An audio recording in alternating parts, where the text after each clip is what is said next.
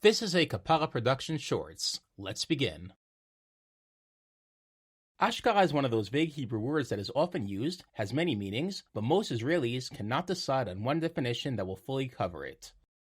In this tutorial, I'll show you all the various ways you could use it. This word is in slang and originates from Persian.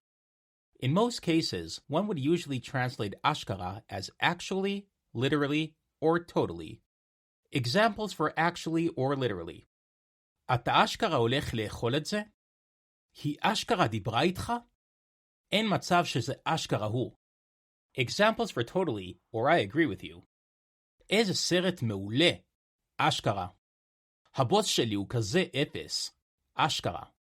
Or to put it all together, אני טס מחר לאוסטרליה, אשכרה?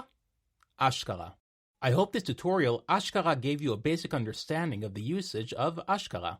Yalla bye!